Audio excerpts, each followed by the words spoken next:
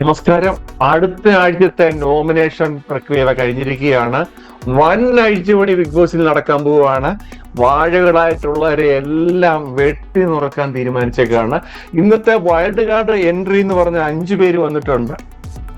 നെവിനാണ് പുതിയ captaincy task നടന്നു.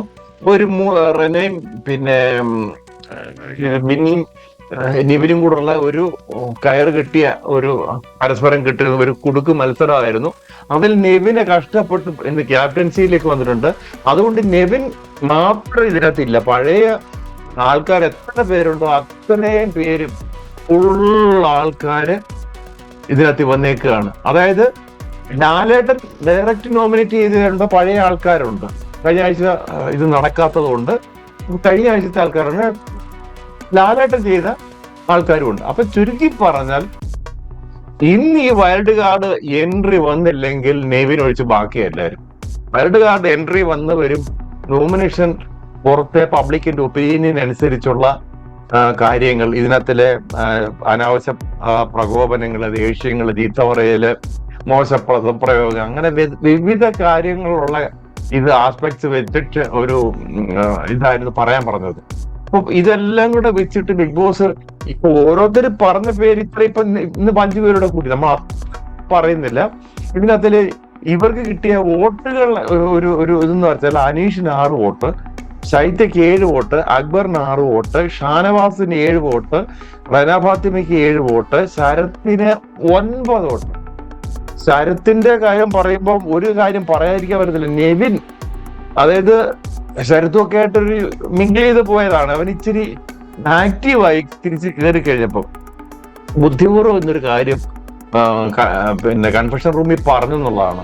എന്നുവെച്ചാല് ശരത്തിനെ നോമിനേറ്റ് ചെയ്യാനുള്ള കാരണം പറയുമ്പം പിന്നെ ബിഗ് ബോസിലെ പ്രശ്നം വെച്ചിട്ട് നൂറെ കൂടെ ഇവരെ ട്രിഗർ ചെയ്ത സമയത്ത് പറയുന്നു, നീ ഒരു തീരുമാനം എടുത്താൽ അതിൽ നിന്ന് മാറരുതടാ എന്ന് പറഞ്ഞു. നീ തീരുമാനം എടുത്താൽ ഉറച്ച് തീരുമാനമായിരിക്കണം എന്നും പറഞ്ഞ് അവനെ പുറത്ത് ചാടിക്കുവാനുള്ള ടെൻഡൻസിക്ക് ഉണ്ടാക്കി. അതുപോലെ തന്നെ തിരിച്ചു കയറി എന്ന് കണ്ടപ്പോൾ ഇവൻ പ്ലേറ്റ് മാറ്റി നിന്നെ ഞാൻ അകത്ത് കൊണ്ടുവരാൻ മാക്സിമം ശ്രമിച്ചെന്ന് പറഞ്ഞു. അപ്പോൾ അതിനകത്തിൽ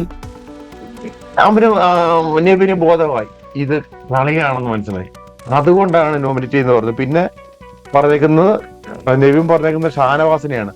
അതുപോലെ തന്നെ ഞെട്ടിക്കുന്ന ഒരു ഇതാന്ന് പറഞ്ഞ മസ്താനി വന്നിട്ട് ഷാനവാസിനെ ശരത്തിനെയും പറഞ്ഞു. കാര്യം ഗ്രൂപ്പിനെ കുറ്റം പറഞ്ഞിട്ട് ഇപ്പൊ ഷാനവാസ് പുതിയ ഗ്രൂപ്പ് ഉണ്ടാക്കുന്നു. അതുപോലെ മറ്റൊരു ഗ്രൂപ്പിന്റെ കാവലാളായിട്ട് ക്യാപ്റ്റൻ ശരത്ത് നിൽക്കുന്നു. അതുകൊണ്ട് തന്നെ അവരെ 2 പേരെ പറഞ്ഞു. പിന്നെ എല്ലാരെയും ഈ മറ്റുള്ളവരെല്ലാം ഈ വോട്ടിംഗ് ശതമാനം നമ്മൾ പറഞ്ഞു കഴിഞ്ഞല്ലോ, അതനുസരിച്ചാണ് അടുത്ത ആഴ്ച 2 പേരോ 3 പേരോ 4 പേരോ എത്ര പേരാണ് പോകുന്നതെന്ന് പറയാൻ പറ്റില്ല. 5 പേര് വന്നപ്പം ഇതിനകത്ത് 3-4 പേര് പോകും. ഇപ്പൊ വോട്ടിന്റെ അടിസ്ഥാനത്തിലാണ് ഇപ്പൊ ചിലരൊക്കെ പിടിച്ചിരിക്കുന്നത്. പബ്ലിക്ക് ഒരു സപ്പോർട്ട് അനുമോക്ക് അതുപോലെ രേണുസുതിക്കൊക്കെ ഉണ്ടെന്നുള്ളതാണ് നമ്മൾ വോട്ടിംഗ് നില നോക്കുമ്പോൾ കാണുന്ന കാര്യം. ഹോട്ട്സ്റ്റാർ വോട്ടിങ്ങില് അവർക്കൊക്കെ ഇപ്പം കഴിഞ്ഞ ദിവസങ്ങൾ വരെ താന്നു പോയേക്കുന്ന ആര്യരൊക്കെയാണ്. ആര്യന് ഇത് ആരൊക്കെ പോകും, പുതിയ കളികൾ എങ്ങനെ വരും എന്ന് വെച്ചാൽ ഒരു ആകമൊത്തം ടോട്ടൽ ഒരു അഴിച്ചുപണിയാണ് ഇതിനകത്ത് നടത്തിയേക്കുന്നത്. സത്യം പറഞ്ഞ ഒരു നല്ല കണ്ടസ്റ്റൻസിന് വരുമ്പം അതിനകത്ത് അത്രയും ഈ ആൾക്കാർക്ക് വ്യൂവേഴ്സിന് എന്തോ ഈ അടിയും രാവിലെ കിച്ചണകത്ത് ദോശ ഉണ്ടാക്കുന്ന 10:30 മണിക്ക് ഇതും കാണിച്ചുകൊണ്ടിരിക്കുന്ന ഒരു ബിഗ് ഷോ ആയിട്ട് മാറി. കാര്യം റേറ്റിംഗിൽ പബ്ലിക്കിന്റെ ഒപ്പീനിയൻ അത് വളരെ മോശമായിട്ട് വന്നപ്പോഴത്തേക്ക് ബിഗ് ബോസ് ഒരു കടുത്ത തീരുമാനം എടുത്ത് ഇതിന് സ്ട്രോങ് ആക്കണം എന്നുള്ളത്. അത് ലാലേട്ടനും എല്ലാം അത് സൂചിപ്പിക്കേണ്ടത്. വൈൽഡ് കാർഡ് എൻട്രി വരും എന്ന് പറഞ്ഞു. ഇത്ര പെട്ടെന്നാലും പ്രതീക്ഷിച്ചില്ല. എന്തായാലും ശരി, ഈ പുതിയ കണ്ടസ്റ്റൻസും പിന്നെ നെവിന് ഒഴിച്ച് ബാക്കി എല്ലാവരും നോമിനേഷനിൽ വന്നേക്കുവാണ്. പിന്നെ ഈ വോട്ടിങ് കൂടാതെ പഴയ ലിസ്റ്റിലുള്ളത് ഒനിയിലുണ്ട്, അഭിലാഷുണ്ട്, ബിന്നിയുണ്ട്, ആദില, നൂറ, രേണുസുതിയുണ്ട്. പിന്നെ ജിസയിലും അനുമോളും ഡയറക്റ്റ് ലാലക്ഷ കൊടുത്ത നോമിനേഷനാണ്. കഴിഞ്ഞ ആഴ്ചത്തെ ശിക്ഷയാണ് അവരുടെ. പിന്നെ 2 മണിക്കൂർ ജയിൽവാസവും അത് നമ്മളിന്ന് പറഞ്ഞ കാര്യങ്ങളാണ്. അപ്പോൾ ഇതൊക്കെയാണ് പുതിയ അപ്ഡേറ്റ്. ഇനിയും മറ്റൊരു അപ്ഡേറ്റിൽ കാണാം. നന്ദി, നമസ്കാരം.